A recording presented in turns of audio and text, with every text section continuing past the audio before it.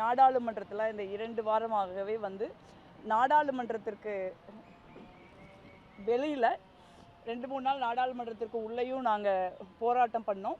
என்னென்னா, இது பீகாரில் நடக்கிற வாக்காளர் பட்டியல் சிறப்பு தீவிர திருத்தம் தொடர்பாக போராட்டம். அது special intensive revision of voter list. இது என்ன பிரச்சனை அப்படின்னா, வாக்காளர் பட்டியலில் எப்போவுமே ஒவ்வொரு முறையும் முதலெல்லாம் வருஷத்திற்கு ஒருக்கா பேர் சேர்த்துவாங்க, நீக்குவாங்க, இறந்தவங்களெல்லாம் எடுப்பாங்க. இந்த மாதிரி வாக்காளர் பட்டியலில் திருத்தம் நடக்கிறது சகஜம்தான். இப்போ நீங்கள் பார்த்தீங்கன்னா, திடீர்னு பாஜக ஆட்சி வந்ததுக்கப்புறம் கொஞ்சம் வருஷமாகவே 3 மாதத்துக்கு ஒருக்கா வாக்காளர் பட்டியலில் சேர்த்தல் நீக்கல் நடக்குது. அதனால நிறைய பேர் அந்த 3 மாதத்துக்கு ஒருக்கா நடக்கிறதுனால என்ன பண்ணாங்க என்னன்னு நம்மளால் கவனிக்க முடியறதில்ல. ரெண்டாவது, இப்போ பீகாரில் பார்த்தீங்கன்னா 65 லட்சம் வாக்காளர் பட்டியலிருந்து எடுக்கிறதுக்காக ஐடென்டிஃபை பண்ணியிருக்காங்க. இது இன்னும் நடந்துக்கிட்டு தான் இருக்குது. இன்னும் நிறைய பேரை நாங்கள் எடுக்கிறதுக்கு வாய்ப்பு இருக்குது அப்படின்னு எலெக்ஷன் கமிஷன் உச்சநீதிமன்றத்தில் சொல்கிறாங்க.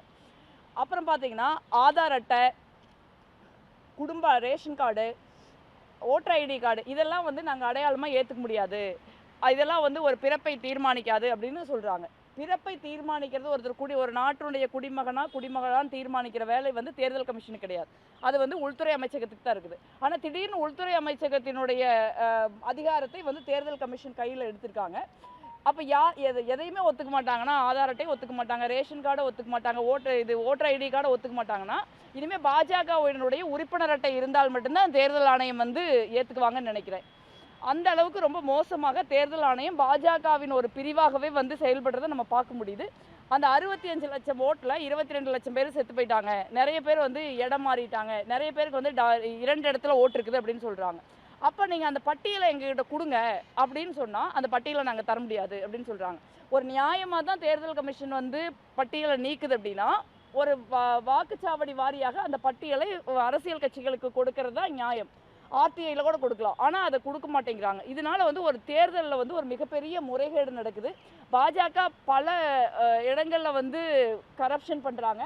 முதல் முறையாக உலகிலேயே தேர்தலில் வாக்காளர் பட்டியலில் கரப்ஷன் பண்ணுற ஒரே கட்சி பாரதிய ஜனதா கட்சி தான். இதை இதே நிலைமை போனால் இது பீகாரோடு முடியாது. அடுத்து வெஸ்ட் பெங்கால், தமிழ்நாடு, கேரளா, இந்த மாதிரி மிசோரம், இந்த மாதிரி தேர்தல் நடக்கக்கூடிய பல்வேறு மாநிலங்களை நோக்கி இது நகருது. அதற்கப்புறம் எல்லா மாநிலங்களையும் நடத்துவாங்க. இதனோட பின்விளைவு என்ன அப்படின்னு பார்த்தா, நாளைக்கு என்னையோ உங்களையோ யார் வேணாலும் நீங்கள் உங்கள் அட்டையில் வாக்காளர் அட்டை, குடும்ப அட்டை ஒன்றும் செல்லாது, நீங்களாம் இந்திய குடிமகனே அல்ல, குடிமகளே அல்ல அப்படின்னு தேர்தல் கமிஷனே சொல்லிடலாம்.